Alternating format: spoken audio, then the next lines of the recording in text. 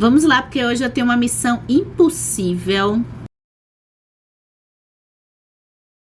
Sim, a gente vai falar um pouco, eu vou falar um pouco da história de Grande Sertão Veredas bem rapidamente para quem nunca ouviu falar ou quer saber ainda antes de entrar na leitura do que se trata. Vou comentar sobre alguns assuntos principais, vou falar os assuntos principais que eu percebi nessa obra. Eu vou dar uma ajudinha, vou dar umas dicas para atravessar o começo da obra, que é bem comum as pessoas terem um pouco de dificuldade. A gente vai conversar aqui um pouco sobre o Pacto Fáustico, o que é. E a gente vai falar um pouco da mitologia, o que tem a ver mitologia com o Grande Sertão Veredas. E tem também aquele assunto que acho que você que leu o Grande Sertão Veredas com certeza vai querer saber. Eu falo sobre ele no final do vídeo. Grande Sertão Veredas de João Guimarães Rosa. A gente tem Riobaldo, protagonista dessa história. A gente vai acompanhar a história dele desde a sua infância. É um romance de formação, de certa forma. A infância dele foi no Rio de Janeiro. E ele, num determinado dia, em que ele tá até cumprindo a promessa que a sua mãe tinha feito, ele vai encontrar um menino que convida ele para ir de barco, fazer uma travessia no de Janeiro, o Rio. Só que o de Janeiro, ele vai meio que desembocar, o Rio tranquilo, tá?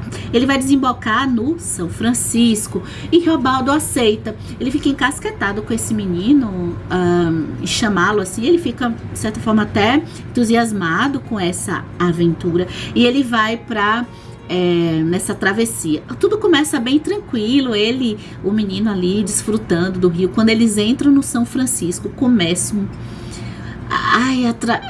as águas começam a ficar muito violentas e Riobaldo morre de medo, pede enlouquecidamente para o menino que ele retorne. Não, vamos voltar. E o menino o tempo todo fica repetindo para ele: é preciso ter coragem. Vai acontecer algumas coisas aí nessa travessia. Ele volta e Riobaldo jamais consegue esquecer esse menino.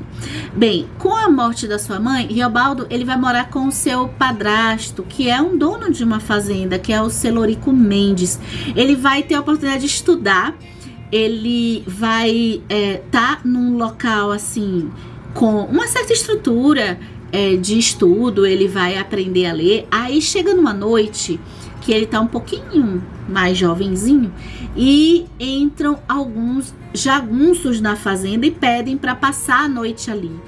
Depois desse dia que Riobaldo conhece esses jagunços e ele fica encantado, assim, de certa forma, curioso demais com esses homens que quando chegaram ali foram assim, um poder e uma certa até nobreza que deixaram ele jamais esquecendo assim, a figura desses homens, assim, com uma certa admiração.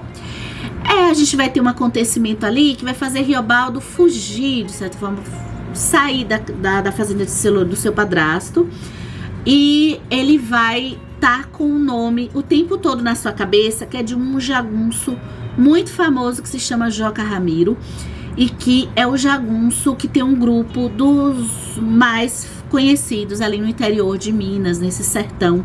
Em Goiás, Minas, vai acontecer um pouco ali na Bahia também. E nessa fuga, ele sozinho, muito jovenzinho ainda, ele vai encontrar um senhor que se chama Zé Bebelo. Zé Bebelo, ele é tem um grupo também que ele tem uma intenção de acabar com a jagunçagem. Ele enxerga os jagunços de forma que os jagunços são muito violentos, e realmente são, e ele quer trazer uma modernidade ali para a região. Ele acha que a região precisa de uma justiça como a justiça europeia, digamos assim, né?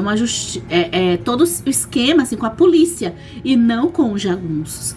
E ele, para acabar com a jagunçagem, como é que ele vai fazer? Ele vai fazer uma guerra. Então, para acabar com a guerra, ele vai fazer outra guerra. E ele fica, de certa forma, encantado com Riobaldo quando ele conhece, porque Riobaldo sabe ler, sabe escrever, e ele tem uma cultura diferenciada e vai ficar ali junto. Ele recebe o abrigo ali junto com o Zé Bebelo e vai ficar um tempo ajudando esse grupo. Só que Riobaldo, ele começa a ficar muito desconfortável ao ter o primeiro contato com essa violência. E fica numa espécie de encruzilhada, porque ele não quer mais ficar ali, mas se ele sair, de certa forma, desse grupo de Zé Bebelo, é uma traição, ainda mais quando ele descobre que esse grupo de Zé Bebelo quer destruir o grupo do Joca Ramiro, que é, assim, um alvo de admiração do Riobaldo até então. O Riobaldo vai ter coragem de sair desse grupo, vai ser perseguido pelo grupo de Zé Bebelo, obviamente, e ele vai encontrar novamente aquele menino que não é mais um menino, já é um jovem que nem ele, e que é o menino que fez a travessia do Rio São Francisco ali com ele.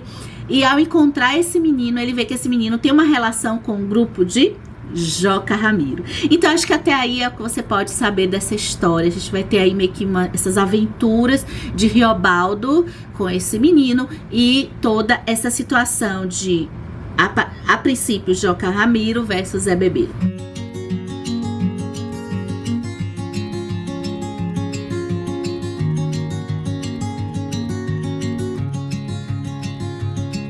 Na leitura, na minha primeira leitura de Grande Sertão Veredas, virão mais, com certeza.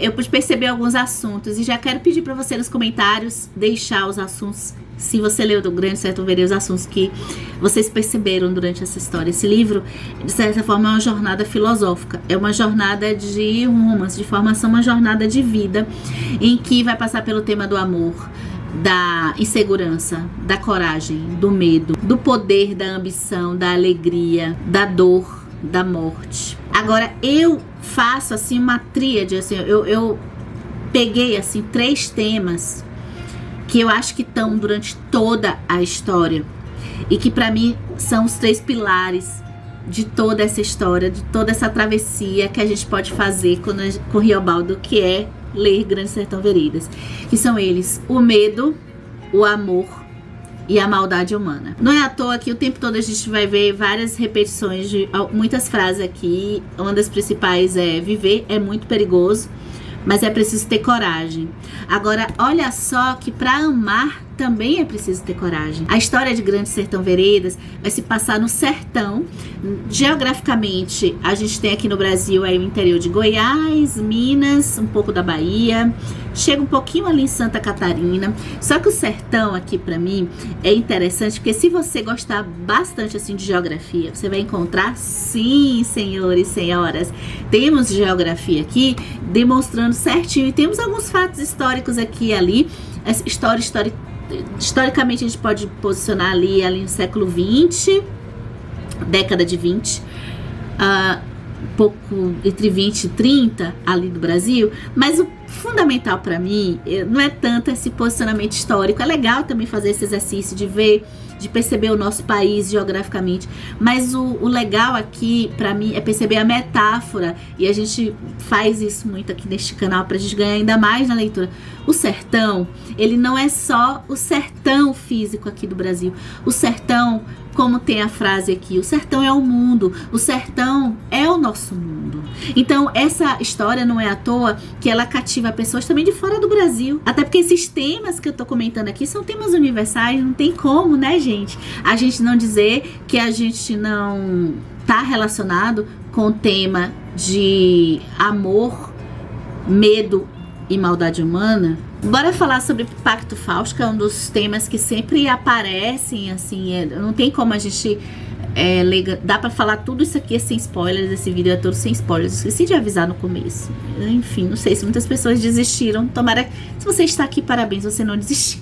Esse vídeo todo vai ser sem spoilers, tá? A gente ainda vai fazer vídeo com spoilers aqui no canal, então perceber o Pacto Fáustico nessa história é fundamental, e é um tema que a gente pode conversar aqui sem spoilers bem tranquilamente, não vai estragar a história de quem já leu. O que é o pacto, quem não leu, o que é o Pacto Fáustico do modo de uma leitora comum? Por favor, se você está estudando Grande Sertão Veredas, eu sou aqui uma leitora que, apesar de ter lido alguns artigos, que até no vlog eu deixo aqui sempre as referências que passaram assim de algumas leituras, eu não tô assim preparada academicamente para falar sobre o ponto de vista de quem estuda o Grande Sertão Veredas. O que eu posso dizer do Pacto Fáustico, então, ele é um tema que apareceu pela primeira vez por um escritor alemão, que é o Goethe, com um livro que se chama Fausto, em que existe o pacto de uma pessoa com o diabo.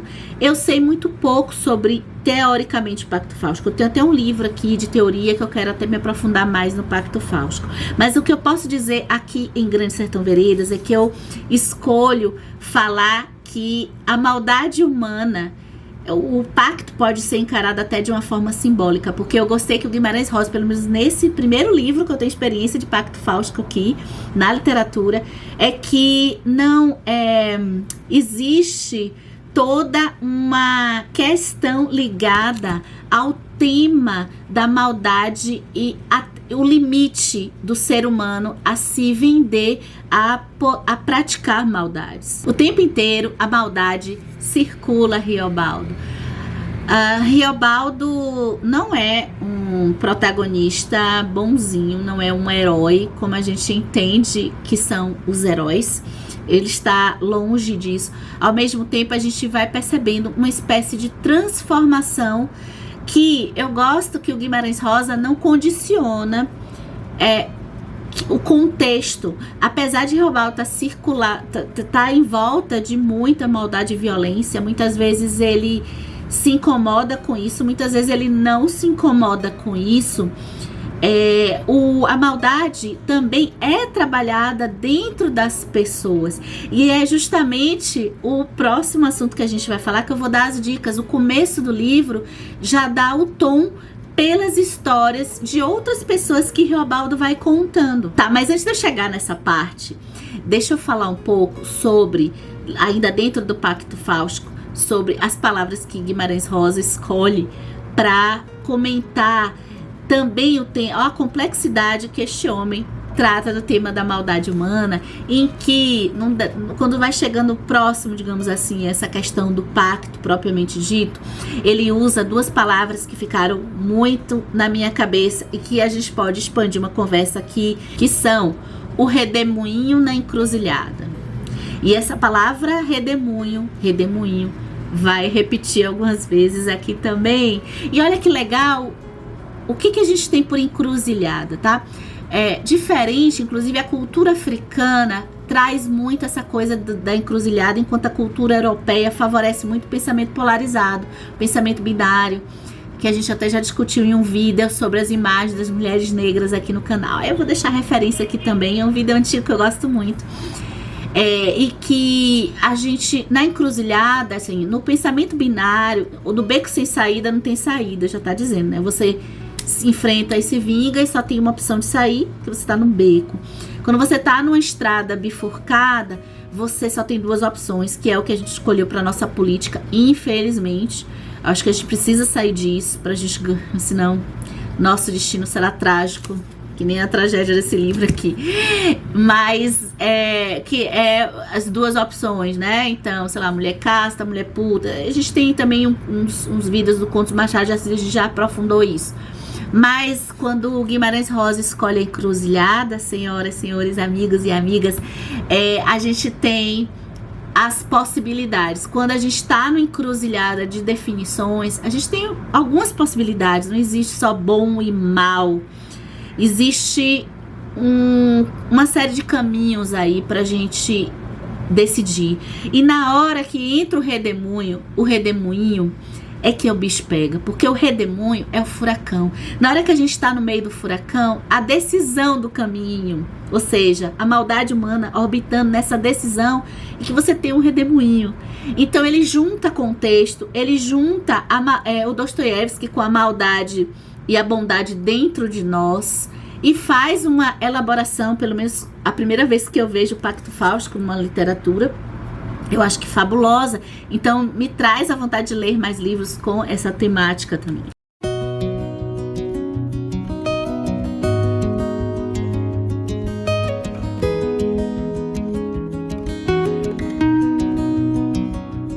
Vamos passar rapidinho pelas dicas do começo do livro, porque o começo de Grande Sertão Veredas é um começo estranho realmente, porque o Guimarães Rosa tem toda uma linguagem aqui nesse livro. O Guimarães Rosa, ele escolhe o Riobaldo, ajudando aqui você.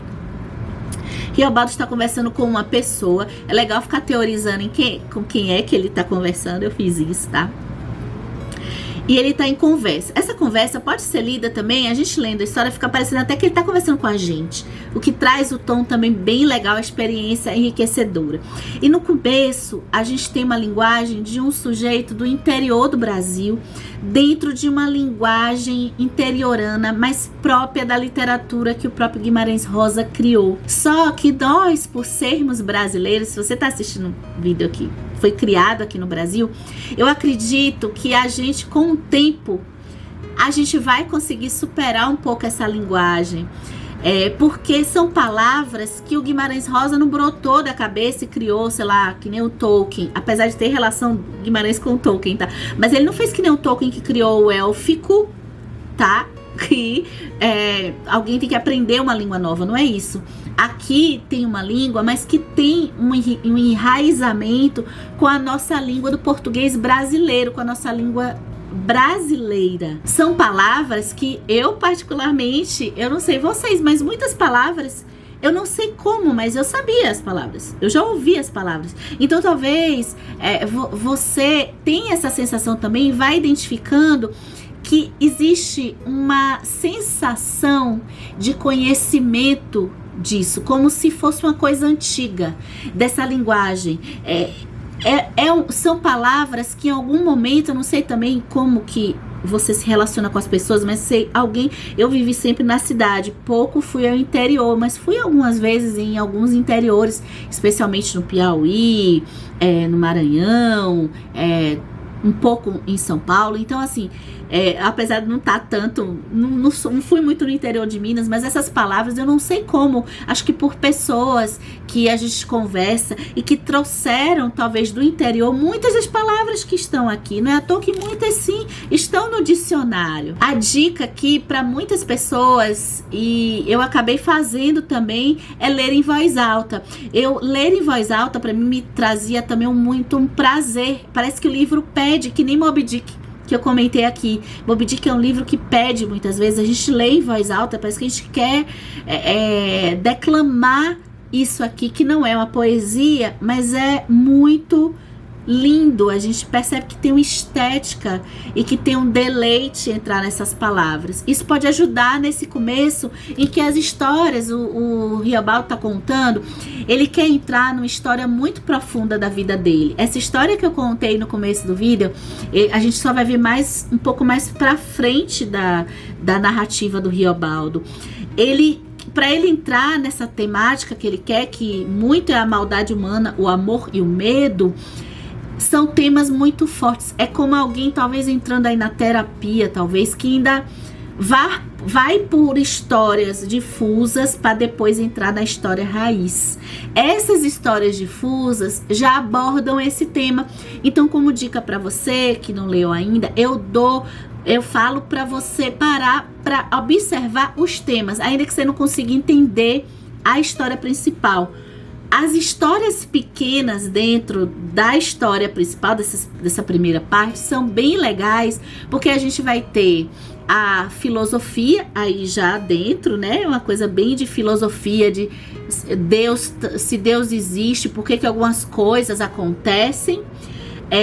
Por que a maldade pode estar em crianças, por que tem crianças, eu tô dizendo já alguns temas dessa primeira parte, tá? Para você observar. Crianças que são assim endiabradas, né?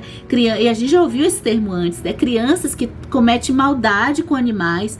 E daqui a pouco, repare que quando elas estão sendo punidas, sob o ponto de vista da violência, quando elas estão sendo punidas com agressão, ou com uma tortura, uma coisa assim, elas parece que viram a chave e parece que se tornam boas naquele momento, mas retornam para uma maldade. E por que pessoas são maldosas com outras sem a outra ter feito nada para elas?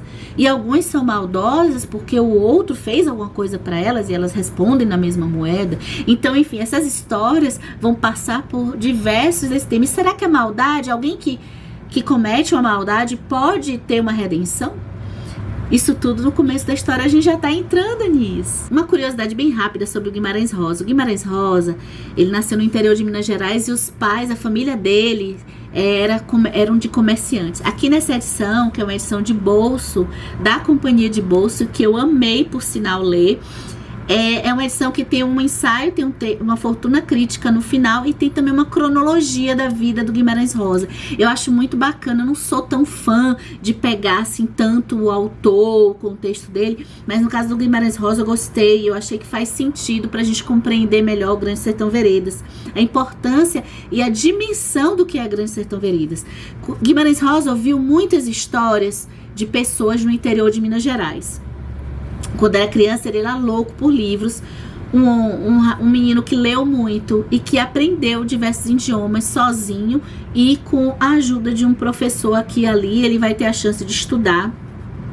E ele vai se formar em medicina e ele vai depois voltar para o interior de Minas. É um período até que ele não foi muito feliz, mas ele vai atuar na medicina, ouvindo também muitas histórias nesse interior. Aí depois ele vai fazer um concurso público para trabalhar no governo federal, no exterior, em embaixadas. Ele vai trabalhar na Alemanha na Segunda Guerra Mundial. E nessa embaixada ele conhece a esposa dele, a segunda esposa dele, que é quem ele dedica o Grande Sertão Veredas, que também trabalha com essa parte de em embaixada também, com linguagens. E também ele tem um ponto de encontro com o Tolkien nessa história que eu achei muito bonito, porque ele sempre foi apaixonado por essa parte de linguagem, de línguas, e ele é quando ele depois começa a escrever a parte de literatura mesmo, depois daí, e ele observa também uma coisa que deixa ele profundamente marcado, é viver na Segunda Guerra na Alemanha. Nesse período em que a maldade, imagine o que é o tema da maldade humana nesse período da Segunda Guerra Mundial.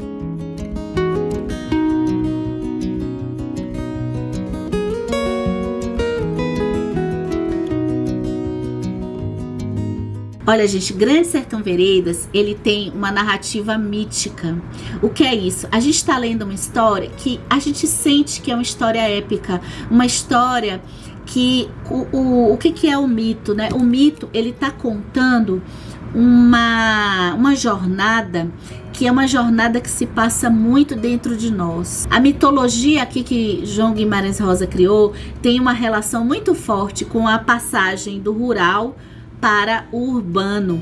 É uma passagem de um sujeito em que tem uma consciência do ponto de vista ainda histórico até rural, num ponto de vista ainda sem essas dimensões de poder da parte mais moderna da nossa história, em que as coisas eram resolvidas mesmo entre si, com essa coisa que representa o jagunço, né? Uma consciência mais mítica, mais sagrada, uma dimensão em que a racionalidade ainda não está lá. E a gente vai ver a jornada de quando a racionalidade chega nesses sujeitos, aqui sem revelar muitos spoilers, as dinâmicas de estrutura de Estado, elas mudam o esquema da violência. Isso está aqui. Não é que a violência deixe de estar. Aparentemente a gente pensa, poxa, a gente vai viver numa cidade, tem polícia, então tá tudo mais tranquilo. Não. O Guimarães Rosa é brilhante ao mostrar que essa transição, na verdade, está mudando algo estilo, né? Mas as dinâmicas de violência permanece nessas estruturas sociais. Zé Bebelo, ele representa essa consciência mais urbana, ele quer ser político, ele quer trazer a ordem para o sertão.